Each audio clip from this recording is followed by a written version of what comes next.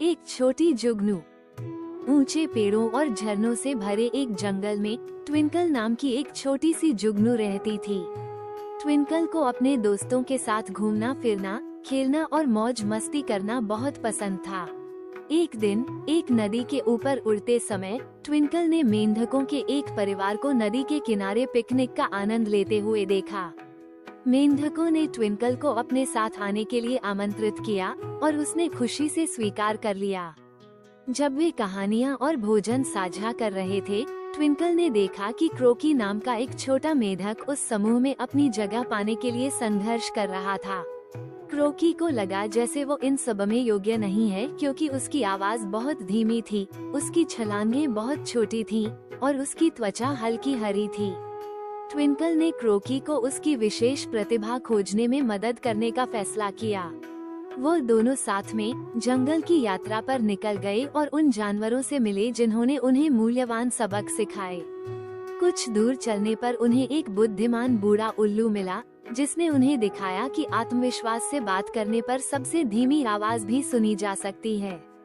फिर उन्हें एक खरगोशों का परिवार मिला, जिन्होंने प्रदर्शित किया कि छोटे छोटे कदम भी बड़ी उपलब्धियों की ओर ले जा सकते हैं।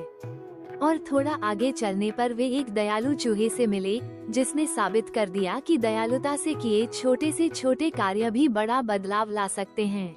धीरे धीरे सूरज ढलने लगा और ट्विंकल के पंख फड़फड़ाने लगे, क्योंकि वो बहुत थका हुआ महसूस कर रही थी और उसे एहसास हुआ कि उसे अंधेरा होने से पहले घर वापस जाने का रास्ता ढूंढना होगा। हालांकि उसे अभी भी क्रोकी की विशेष प्रतिभा नहीं मिली थी। ट्विंकल ने कल उसकी सहायता करने का भरोसा दिया और दोनों अपने घर को चले गए। अगले दिन ट्विंकल क्रोकी की मदद करने का दृढ़ संकल्प लेकर नदी के तट पर लौट आई। फिर उसने देखा कि क्रोकी की छोटी सी आवाज पानी के भीतर स्पष्ट रूप से सुनी जा सकती थी, जो मछलियों को सुरक्षित स्थान की ओर ले जा रही थी। उसने देखा कि उसकी छोटी छोटी छलांगें उसे घनी वनस्पतियों में आसानी से आने जाने में सहायता कर रही थीं। और ट्विंकल को एहसास हुआ कि क्रोकी की अनोखी हरी त्वचा भी आसपास के वातावरण के साथ पूरी तरह से घुल मिल गई थी, जिससे वो लुका छिपी में माहिर हो गया।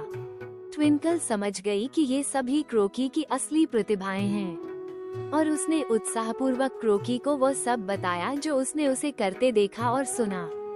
उसकी आंखें खुशी से चमक उठी और उसने अपनी विशेष प्रतिभाओं को खोजने में मदद करने के लिए ट्विंकल को धन्यवाद दिया। उस दिन से क्रोकी अपने परिवार और दोस्तों की मदद करने के लिए गर्व से अपनी प्रतिभाशाली आवाज, सही छलांग और विशेष त्वचा का प्रदर्शन करने लगा। ट्विंकल को क्रोकी की सहायता करके बहुत खुशी महसूस हो रही थी, जिसके कारण उसके पंख पहले से कहीं ज्यादा चमकने लगे और वो उत्सुक होकर क्रोकी के साथ सीखे गए सबक को साझा करने के लिए अपने बाकी दोस्तों के पास लौट आई। और सबने मिलकर साथ में अपनी रोशनी बिखेरी और उत्सव मनाने लगे। इस कहानी से हमें ये सीख मिलती है कि हर किसी की अपनी विशेष प्रतिभाएं और क्षमताएं होती हैं। कभी कभी अपनी खूबियों को जानने के लिए किसी मित्र की मदद लेनी पड़ जाती है।